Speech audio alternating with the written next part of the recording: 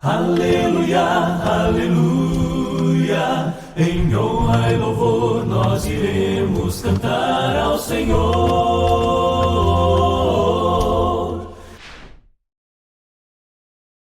Ficar atento. Agora, o Novo Testamento, nós já sabemos também que ele foi escrito em grego. Em grego. Você sabe que Deus, ele é fabuloso. Eu sei que é redundante falar, mas ele é fantástico. Por quê? Porque as três línguas que fazem parte da Escritura, que são o hebraico, o aramaico e o grego, são línguas vivas. Essas línguas existem ainda, tá bom? O grego moderno é um pouco diferente, é óbvio, do grego koiné, que é o grego comum da época do Novo Testamento. Mas existe, é uma língua viva. O aramaico, ele também existe, tá bom? Ele ainda existe, ele é falado. O hebraico ainda é falado. Mudou alguma coisa de gramática? Mudou, isso faz parte. O português de hoje é diferente do português da época da década de 60. Mudou, não é? A gramática, às vezes a fonética de algumas palavras, enfim. Mas a língua é língua viva. Agora, só para você ver, o latim não é uma língua bíblica, não é uma língua bíblica. Apesar de ter a Vulgata Latina, que é a tradução da Vulgata,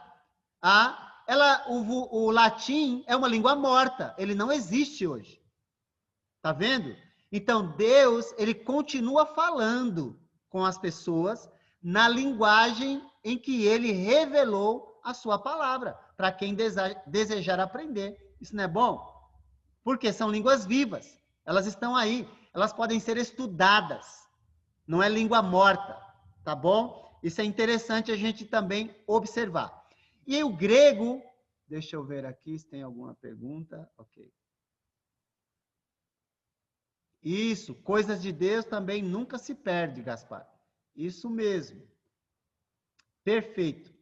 Tá bom? Então, agora chegou. Deixa eu desmanchar esse negócio aqui.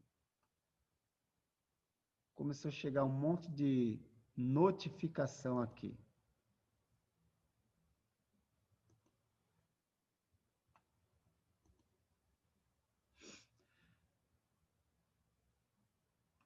Deixa eu só cuidar.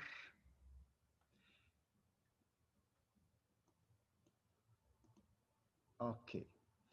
Então, como eu estava falando, o Novo Testamento, então, ele foi escrito em grego. Aí você tem o alfabeto, tá? O alfabeto. Se você conhece, aí você sabe. Mas tem aí as pronúncias aí que dá para você falar. Pergunta. A Bíblia começou a ser traduzida para nós em qual língua? Para nós, você está dizendo, Cris, para o português? É? Tá bom. Então, a Bíblia ela veio para nós, para o português, através aí do João Ferreira de Almeida, não é? Que foi ele quem traduziu, primeiramente aí, tá ok? Das línguas originais, tá ok? Então, do hebraico e do grego. Então, ele não pegou do latim porque aí seria de uma tradução para fazer uma tradução. Isso não é bom. Então, sempre dos originais, tá ok? A diferença é que na época dele, ele não tinha todas as descobertas que nós temos hoje. Então, às vezes, o texto que ele tinha era esse aqui, como eu já falei, olha. Eu mostrei esse aqui, ó, deixa eu ver.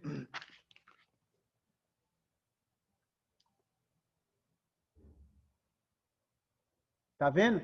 Então, esse trecho aqui é o que existia, esse texto aqui é o texto grego que existia na época. Existia na época.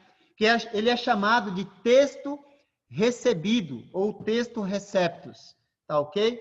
Texto recebido é porque ele foi passando, né, de geração em geração até chegar em sua época, e ele é composto pelos manuscritos, vamos dizer assim, mais completos, tá bom? Mais completos. Ou seja, ele não leva em consideração, como eu falei semana passada, fragmentos que foram encontrados posteriormente com as novas descobertas arqueológicas, tá? Então, esse aqui é chamado de texto crítico, esse é outro, ó. Esse é chamado texto crítico, que leva em consideração as descobertas mais recentes, tá ok? Então, você tem esses dois textos que são usados para as traduções modernas. E você tem, eu só trouxe aqui, deixa eu ver se eu tenho aqui, esse trecho aqui, ou melhor, esse aqui é o Taná.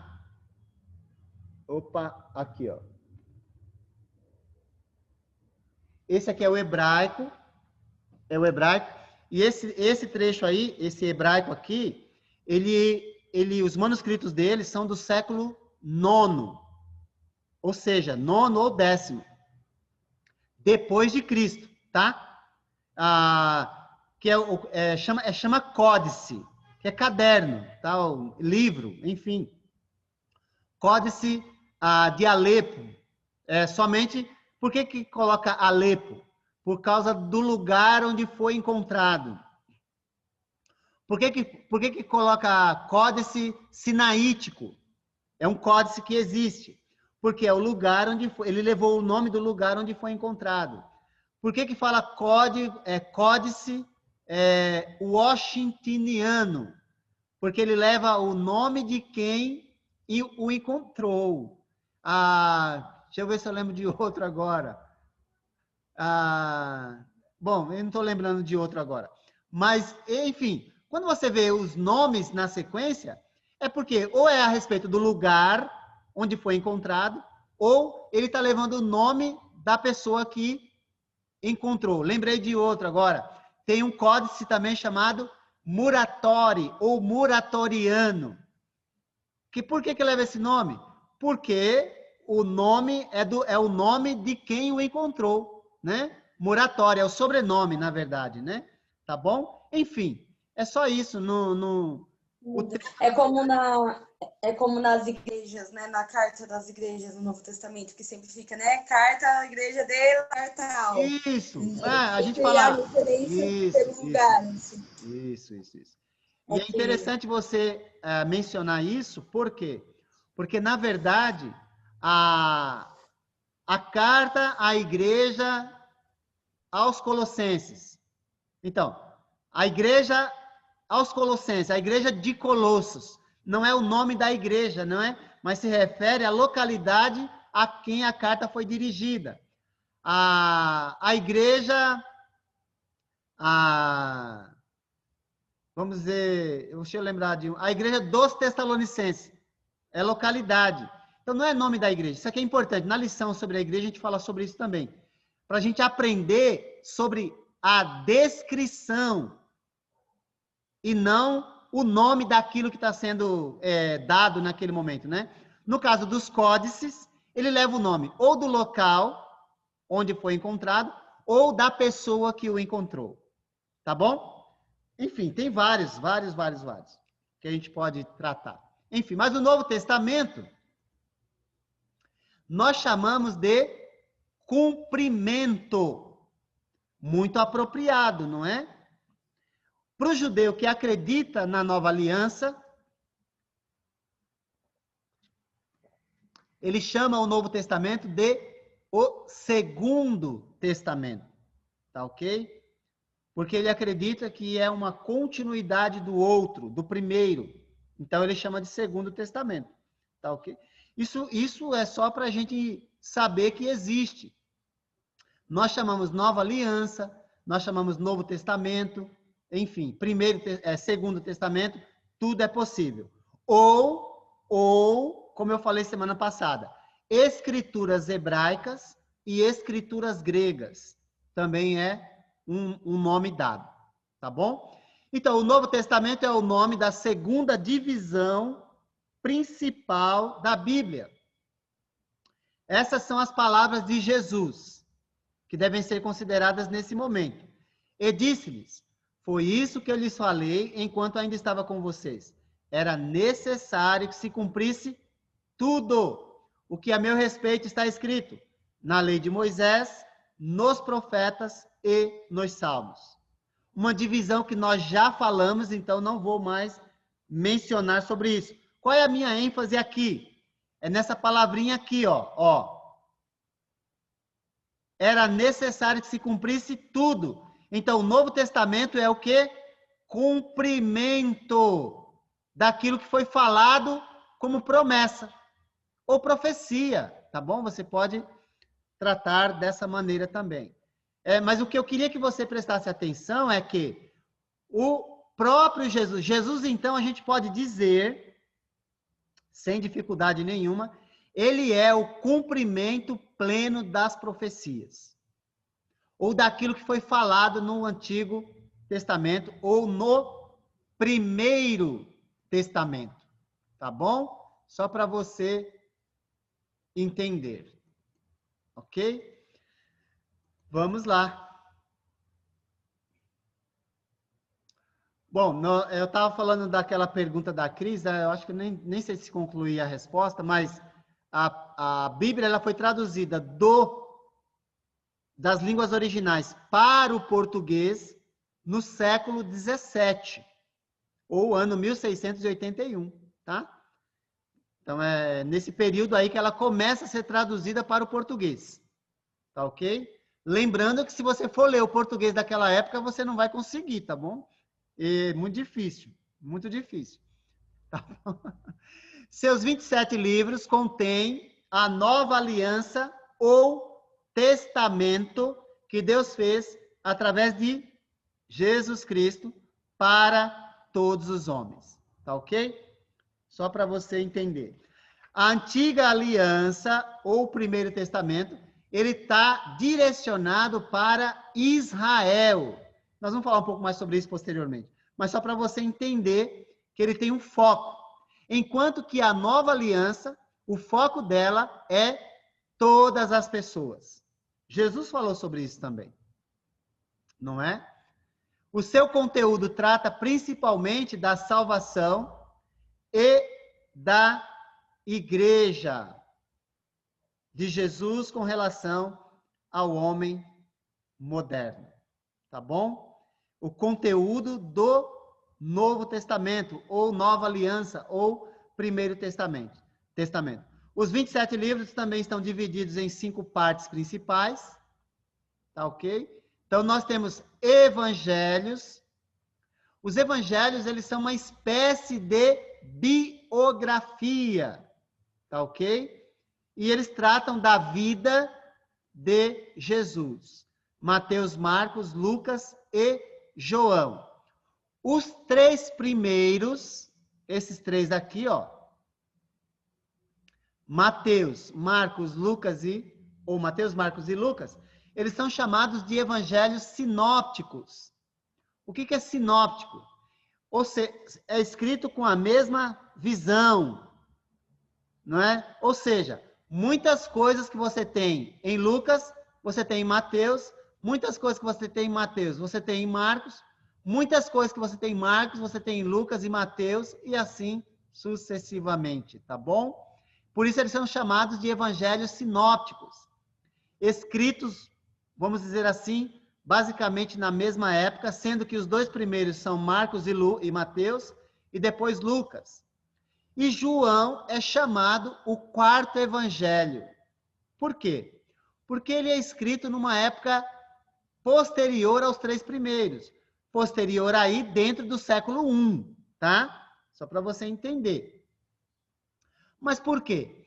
Enquanto Mateus, Marcos e Lucas, eles, através de diversos milagres, eles tentam provar a divindade de Jesus e mostrar que ele é o Messias para seus respectivos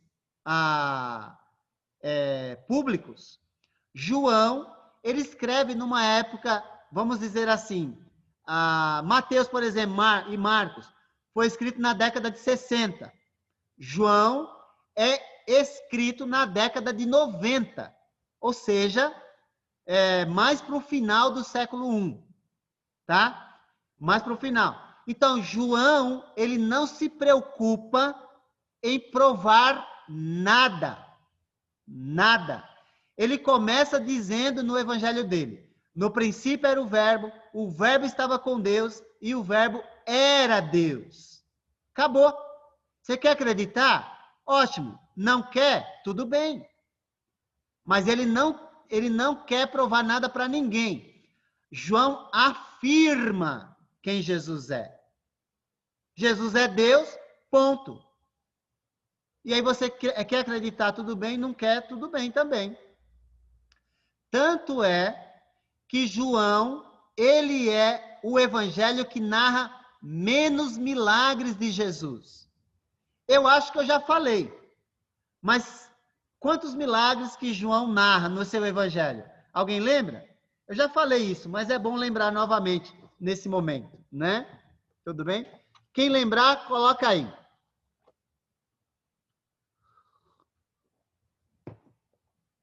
Vamos ver. Isso mesmo. Diego, Marta, Danilo. 7 milagres. E quantos que narram Mateus, Marcos e Lucas? Em média. Em média. Vocês lembram ou não?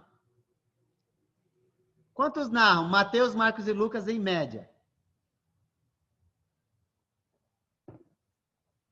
Em média, não precisa ser preciso, mas em média, quanto que eles narram? Eu não falei essa informação, então vou falar agora, para você, só para você ver a diferença.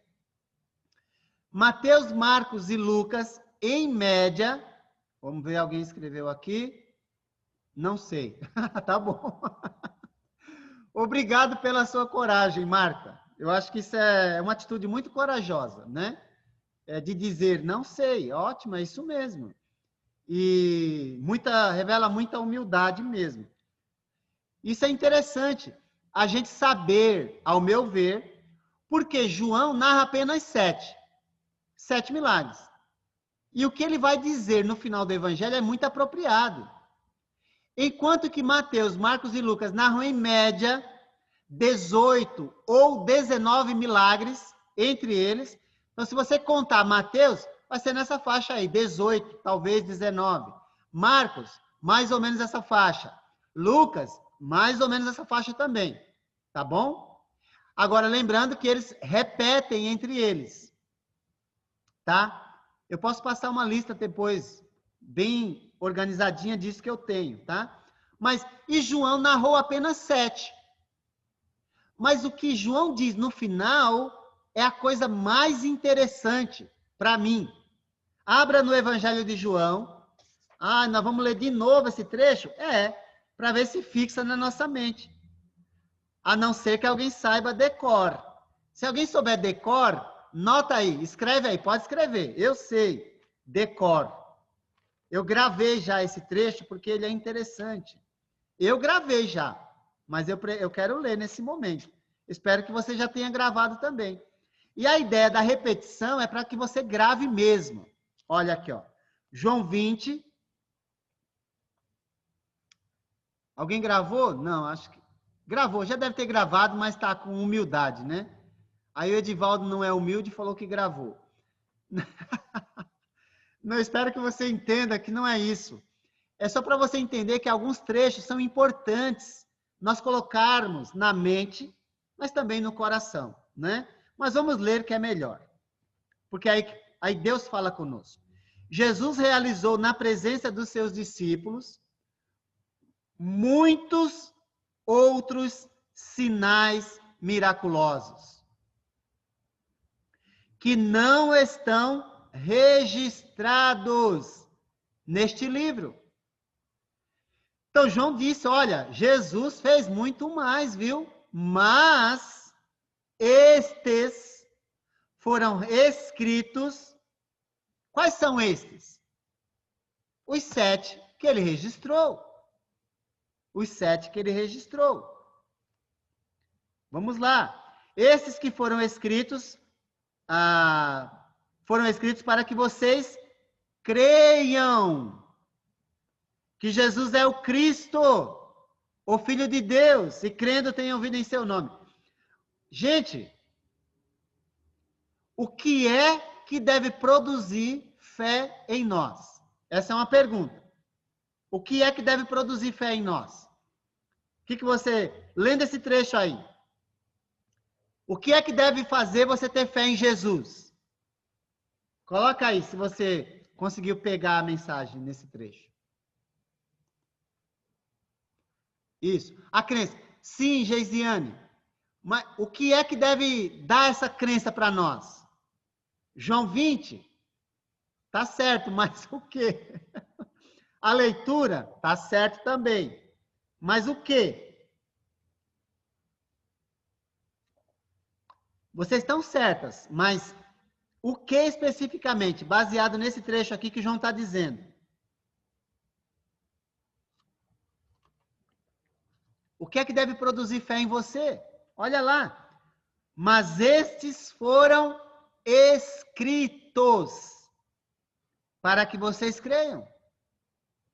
Os milagres, sim, mas quais? Os que foram escritos. Isso mesmo. Que professor chato. Eu já sei, já. Tá bom, mas eu quero que você entenda que não é a minha pregação. Não é a minha eloquência. Não me acho eloquente. Enfim, mas tem pregadores muito bons, mas não é a eloquência do pregador, gente. Isso mesmo. Tá bom? Então, se alguém perguntar assim, olha, o que deve produzir fé nas pessoas? Aí você diz, olha, conforme está revelado no Evangelho de João, capítulo 20, é o que foi escrito. E João, ele escreveu ou registrou apenas 7 milagres de Jesus. E ele disse, esses milagres são suficientes para produzir fé nas pessoas. Agora, mais tarde, ou melhor, antes de João, alguém já tinha dito algo interessante. Quem foi que disse algo interessante sobre a produção da fé no coração do ser humano? Quem foi que disse? Alguém lembra? Eu espero que você esteja compreendendo. Por que eu estou dizendo isso? Mas deixa eu falar do meu propósito, né? É porque hoje tem muita gente esperando Deus fazer alguma coisa para ela ter fé em Jesus. Só que a Bíblia diz que a fé é produzida pelo que foi escrito. E agora, alguém falou sobre isso também. Se você lembra quem falou, escreve aí. Mais alguém que falou. Quem lembrar, fala. Eu lembro sim, alguém falou sobre isso. Quem foi esse alguém?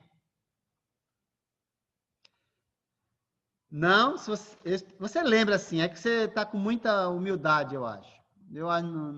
A gente tem que colocar o nosso conhecimento para fora. Eu chuto. Reinaldo. Bom, Jesus falou sobre isso, mas Jesus ele falou em tom de confirmação, tá?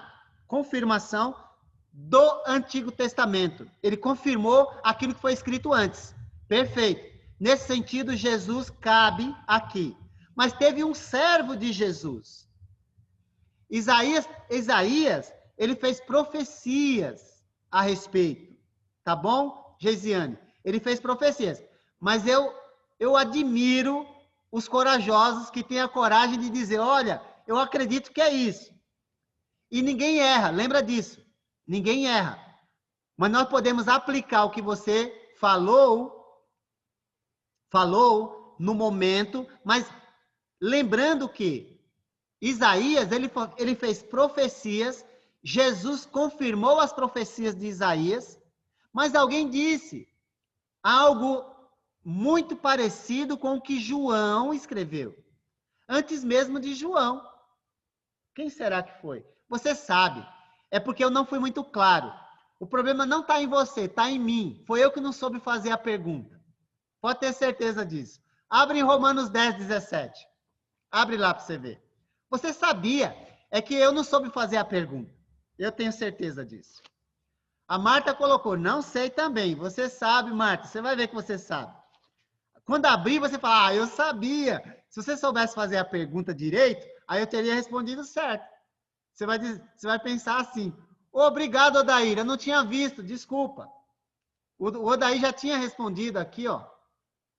Eu não tinha visto, Odair. É Romanos 10 mesmo, tá? Romanos 10, 17. Então foi Paulo, né? Na verdade, foi o Espírito através de Paulo, né? Romanos 10, 17 diz, olha, consequentemente, a fé vem por se ouvir a mensagem.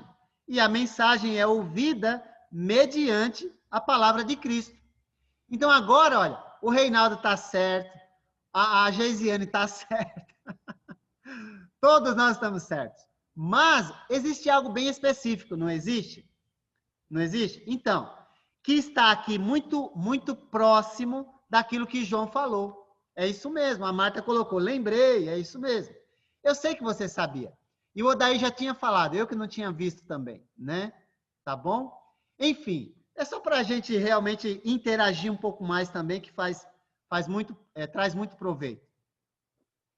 Agora, no Novo Testamento, nós temos um livro de história. Agora é mais fácil essa. Qual é o livro de história do Novo Testamento? Você sabe também. Escreve aí. Esse eu quero que você escreva, porque você sabe. Tá bom? Só tem um livro de história, então, isso mesmo. Giovana, Reinaldo, Sandra, Diego, isso mesmo. Atos dos Apóstolos é o livro de história. Gaspar, isso mesmo. Por quê? Ele conta a história da igreja. Então, ele é de suma importância para nós. Tá bom? Porque você quer saber como a igreja começou? Atos. Você quer saber como ela adorava no começo? Atos. Você quer saber como ela pregava? Atos. Você quer saber qual era a mensagem que ela pregava? Atos.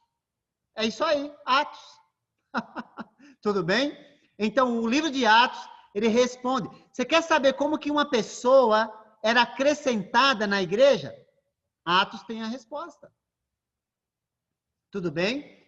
O livro de Atos não prega igreja.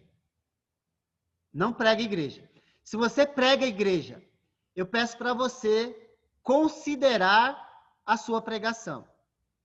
Se você prega a igreja, minha igreja, então, eu diria, considere. Porque essa pregação, ela é inexistente no livro de Atos. Leia Atos e descubra qual era a pregação. Aliás, vou fazer a propaganda. Logo depois do nosso curso, eu vou oferecer um intensivo no livro de Atos. Tá bom? Se você quiser ir se preparando para ele, então nós vamos oferecer um intensivo no livro de Atos. Logo depois. Olha eu dando trabalho mais para você e para mim também, né? Vamos ver se vai dar, né? Mas eu quero oferecer um intensivo no livro de Atos logo em seguida, depois do nosso curso. Tá bom? Mas leve em consideração isso que foi falado. Existem 13 cartas paulinas. Cartas paulinas.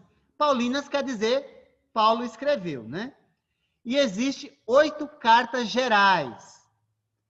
8 cartas gerais. 8 cartas gerais, se você considerar Hebreus como geral. Se não, são 7 gerais. Se você considerar Hebreus como paulina, são 14 de Paulo. Então ela está aí no meio com uma cor diferente para você decidir o que você vai fazer. Eu coloquei como geral, tá bom? Então, mas alguns acham que é de Paulo. E o autor não se identifica, então não tem como eu afirmar que é. Mas também nós não vamos discutir sobre isso. E o livro de profecia, que é o... Tem gente que não gosta de nem ler o Apocalipse, não sei por quê, porque colocou medo nele, né? Colocaram medo na pessoa.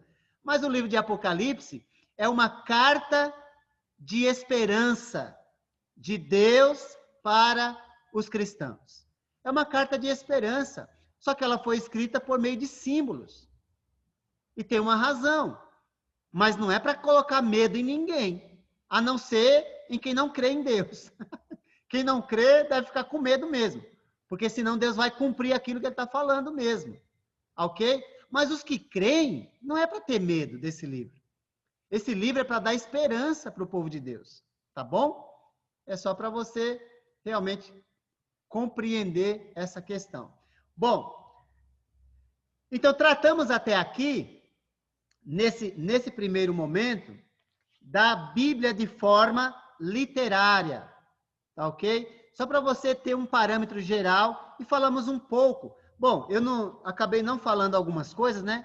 Deixa eu voltar um pouquinho aqui, ó. Os evangelhos da vida de Jesus, história da igreja, as cartas, tanto paulinas como gerais, elas contêm instruções para a igreja relacionado à vida, como deve ser vivida, relacionado a culto a Deus, como deve ser realizado, tudo bem? Ou seja, as cartas têm instruções gerais sobre vida cristã, sobre vida na igreja, sobre adoração, tá bom? Só para a gente finalizar e entender quais são os propósitos da carta. Você lembra que eu fiz uma pergunta? Quais são os 4 livros menores do Novo Testamento? Olha aqui, ó. Filemon, aqui. Cadê o Filemon? Venha, Filemon. Aqui, ó. Filemon, 2ª e 3ª João e Judas. Então, são 4 livros que têm apenas um capítulo. Qual é o menor deles? Nós vimos essa semana. 2ª João, que tem apenas 13 versos. Tá bom? 2ª João. Uma carta pessoal. Ok? Essa semana eu coloquei várias, vamos dizer assim, curiosidades aí. Espero que você tenha aproveitado aquelas curiosidades. Ok? Falamos do menor verso, não foi? Menor verso, maior capítulo, enfim. Existe uma... Olha, eu gostei tanto de colocar aquilo, especialmente sobre o menor capítulo, o menor capítulo não, o menor verso, porque deu para a gente conversar e compreender algumas coisas. Eu acho, né? Eu nem achei que ia render tanto e rendeu, mas foi bom. Professor, vamos lá. Actos. Actos é o português lá de Moçambique. Olha que legal, né? Antigamente era escrito assim também aqui, Gaspar. Em português, o nosso português também colocava o C antes. Porque, na verdade, é ação, né? A ideia de ação. Atos é ação. Professor, a Geisiane pergunta. Evangelho fala sobre a vida de Jesus. E as cartas sobre instruções e experiências. Sim, sim.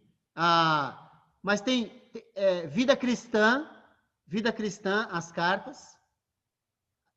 E também assuntos relacionados à questão doutrinária, tá bom? Como deve adorar, como você deve se comportar na igreja, papel do homem, papel da mulher, isso a gente vai falar lá na frente, tá bom? Mas está tudo ali naquelas instruções, tá?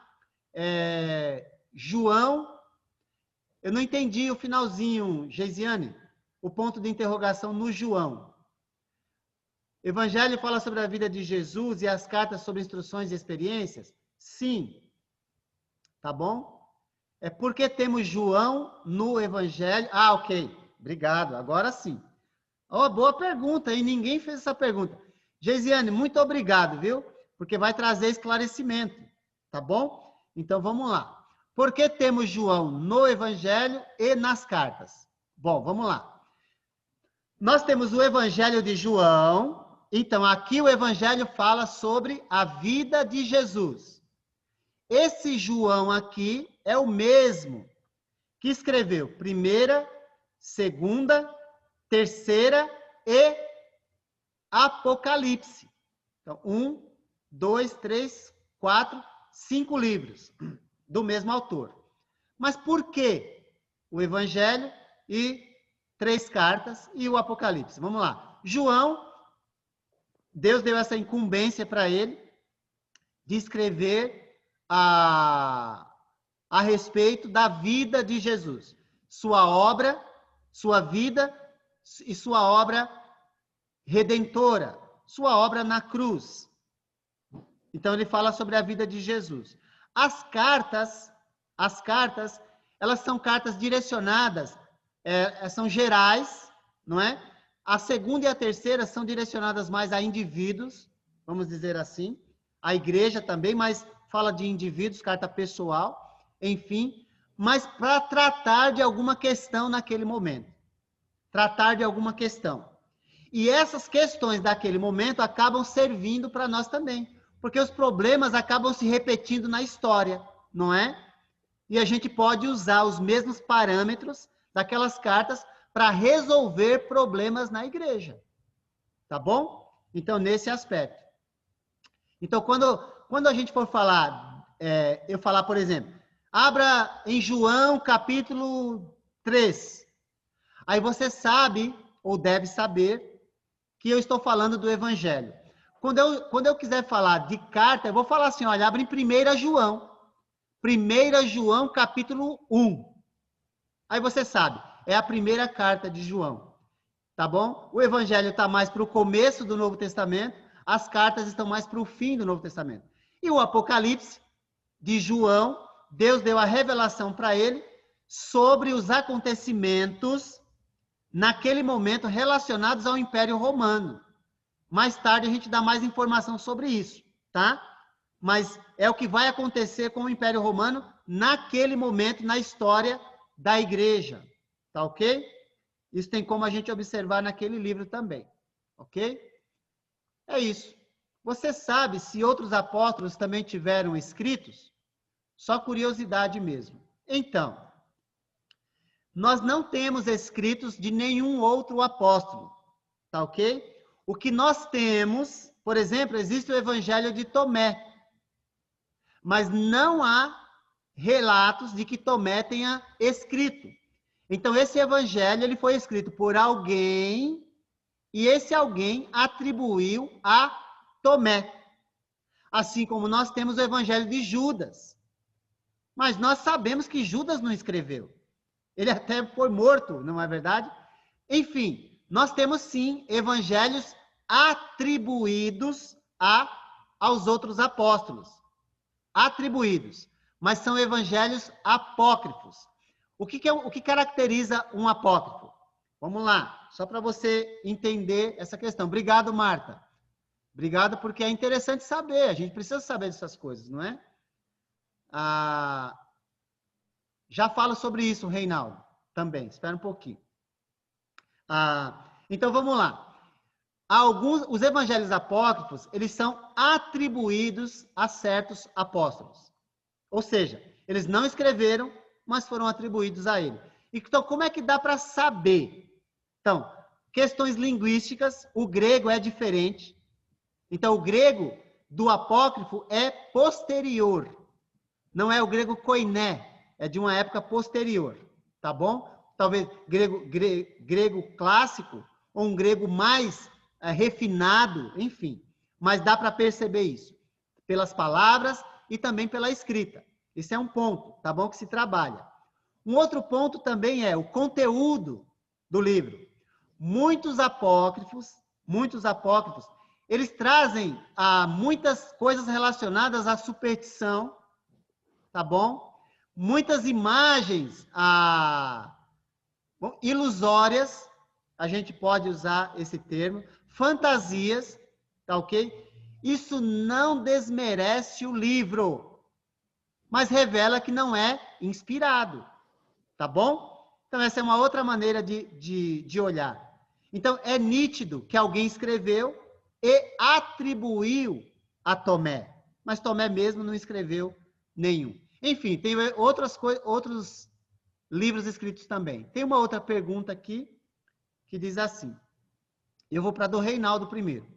Há especulação de que o Evangelho de Marcos foi ditado por Pedro. Bom, essa especulação, na verdade, é uma discussão que existe sobre o assunto, né?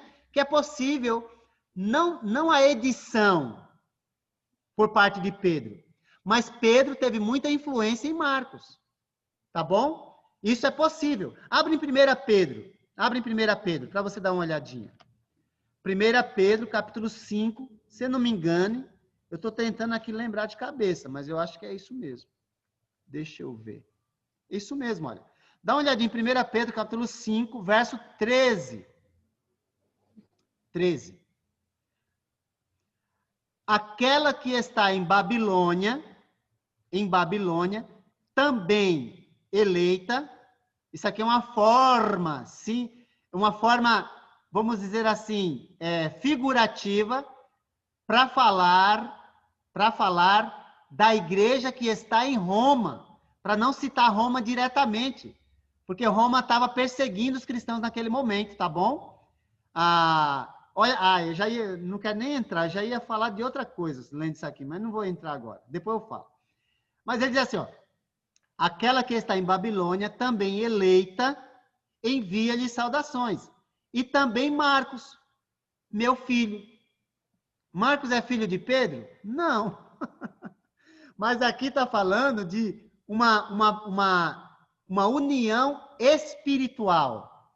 Filho na fé. Então, Reinaldo, respondendo a pergunta, essa especulação que existe, ela pode ter ocorrido não em forma de edição, não, espera aí, não é de edição, ditado, né? Não em forma de ditado, mas sim em forma de consulta.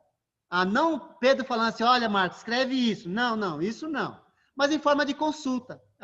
E uma influência, eu acredito, na minha opinião, Pedro tem influência no Evangelho de Marcos. Tá bom? Não há problema nenhum, uma vez que são personagens que são contemporâneos, e um desses personagens é testemunha ocular. Então, faz muito sentido. Odair, João escreveu o Evangelho, as cartas e o Apocalipse na ilha de Patmos? Não. Muito provável que o Evangelho de João tenha sido escrito em Éfeso. Muito provável. Agora, pode ter sido escrito tudo num lugar só. Mas eu acredito que na ilha de Patmos, talvez as cartas, né? Mas é muito mais assertivo o Apocalipse, tá ok? As cartas, aparentemente, ele ainda estava com certa liberdade, tá ok? Então não é possível a gente definir exatamente, mas tudo indica em Éfeso, tá ok? Enfim, ali nas proximidades, mas não exilado ainda, o Evangelho e as cartas. Agora, Apocalipse sim, né? Isso aí é mais fácil de afirmar, tá bom? É um outro assunto que existe discussão em torno dele. Então, a gente pode aí, enfim, mas eu acredito que o Evangelho ele foi escrito bem antes do Apocalipse. Talvez uns 10 anos antes, nessa faixa aí. Enfim. Outra pergunta. Trazendo para o nosso tempo, é uma observação. Os livros apócrifos são como se algum de nós fôssemos escrever algo sobre a vontade de Deus, mesmo que seja bom e nos traga lições, não é inspirado por Deus? É uma aplicação possível, tá? É Danilo. Não, Daniel. O Daniel, meu filho aí, ó. Não sei, ele faz uns comentários bons, esse rapaz, sabia? Mas é possível essa aplicação, Daniel. É possível sim, tá bom?